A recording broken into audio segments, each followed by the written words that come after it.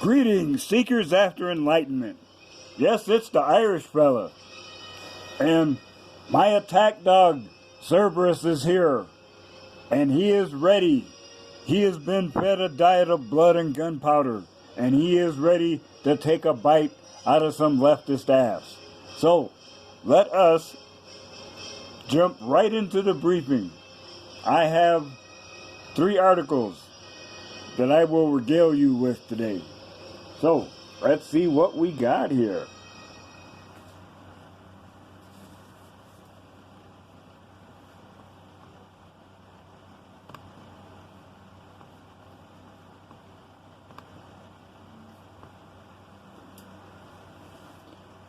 Mandalorian star Gina Carano accused of racism for sharing anti-Nazi post on Twitter. Yeah, this is the first one that I stumbled across today, and I said, you know, what the hell is wrong with people?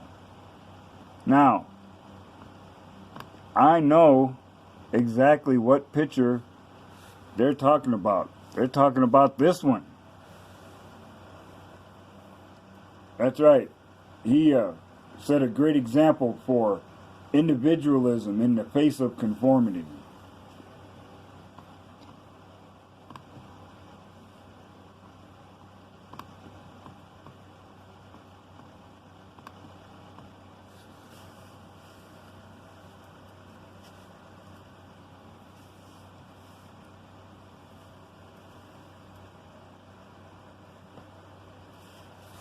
So, she tweets out this photo, and it says here, Carano has since been accused of racism because the post didn't specifically indicate that she was a supporter of Black Lives Matter and efforts to defund the police.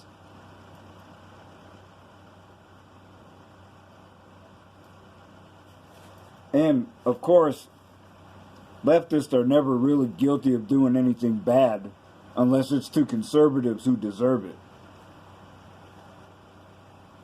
The post elicited accusations of racism, either because social media trolls misunderstood the photo or because Carano didn't go far enough, or used the photo to target the Trump administration, law enforcement, or other unwoke entities specifically. Critics called Carano a bootlicker, demanded that she say ACAB, all cops are bastards, and threatened to boycott the 2nd season of her show if her character is featured. Wow. So basically what they're saying is, we don't care how woke you claim to be, if you're not using the appropriate language of the moment and being an enthusiastic cheerleader, you're going to be canceled and receive woke justice, and you deserve it because you're on the wrong side of history. Ain't that something? So now we can see the left is cancerous and eating their own.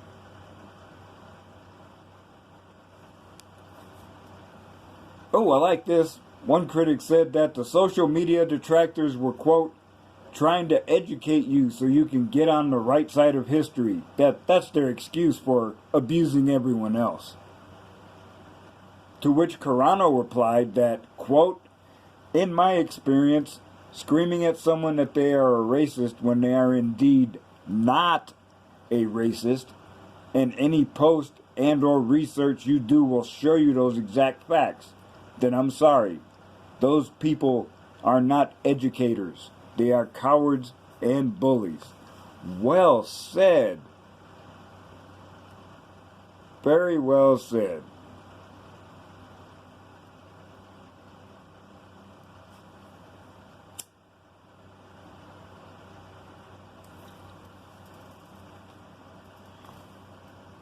And isn't that typical of a leftist? Like, don't really need to say much else about her. Okay now. Okay, let me get my hands off there. Liberal senator tells victim of Antifa murder attempt that Antifa isn't violence. Well, now, I guess she's gonna educate us worthless conservatives and red pill men. So I showed up just in time. Let's get into this.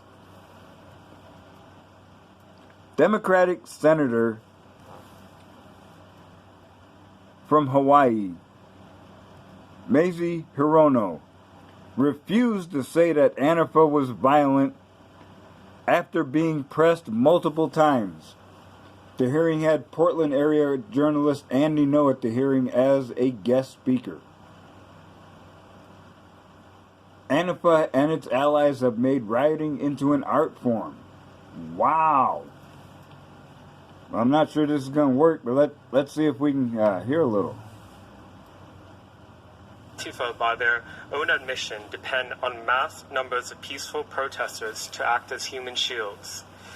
Those privy to the organizational workings are divided into units, one to monitor police movement, one for street medics, one for vandals and arsonists, and so on.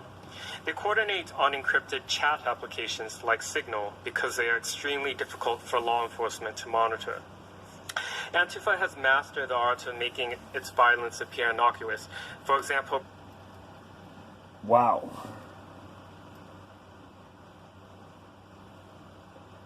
And I heard about this, but this one's worth seeing.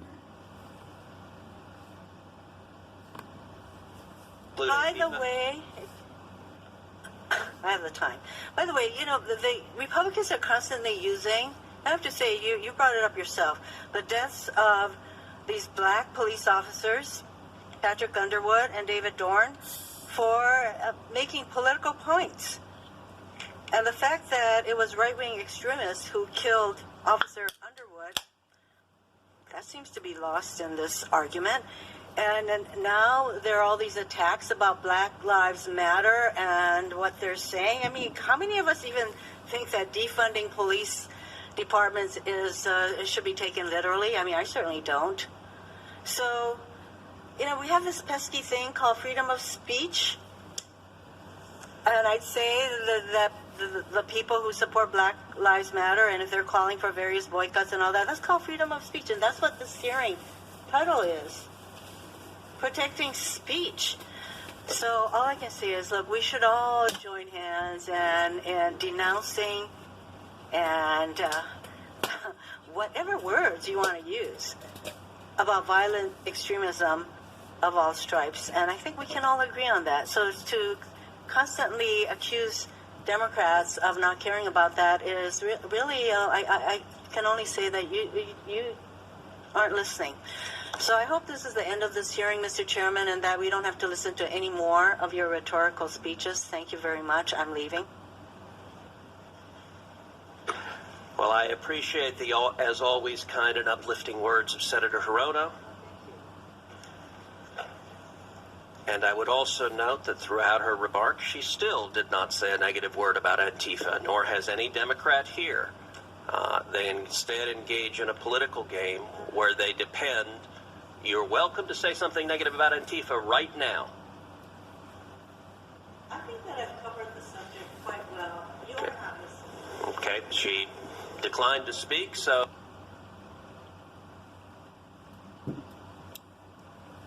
Well, now.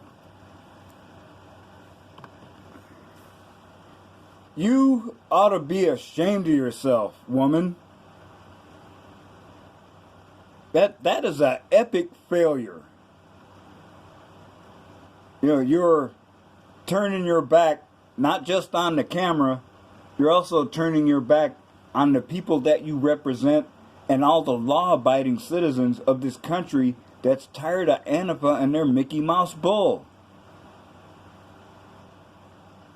But I guess you're not worried because they're not going to come to your house. Is that what it is?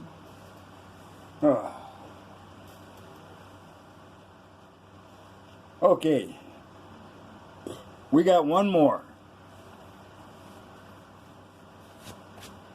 Oh, and it's my hero, Mr. Schumer. You know, I grew up in Buffalo, New York, and I left New York many years ago because the same stuff that is happening now across the country was already happening in the black community.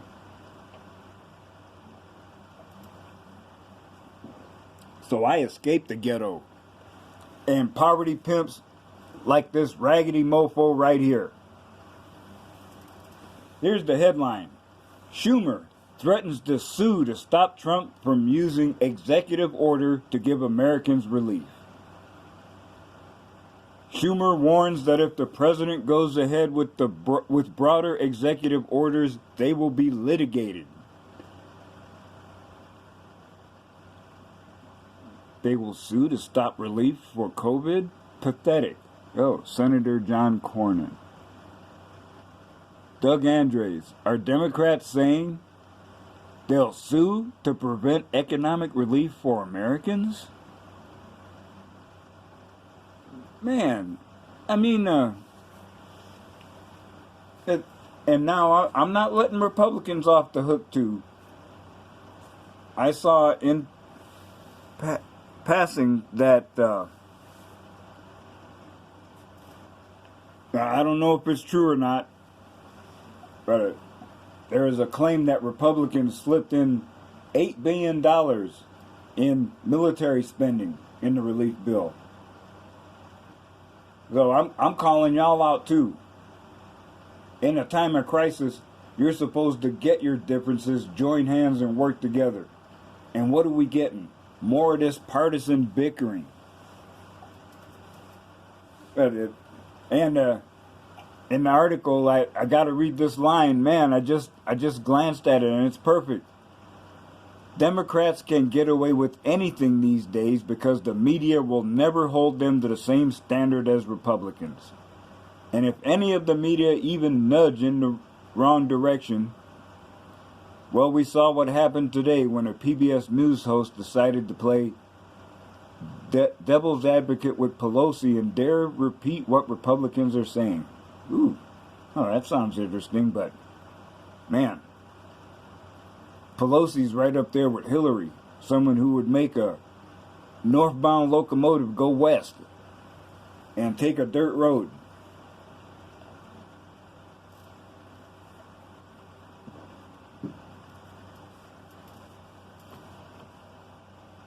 Absolutely unbelievable.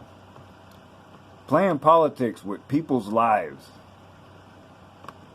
and saying, oh, this is just business as usual.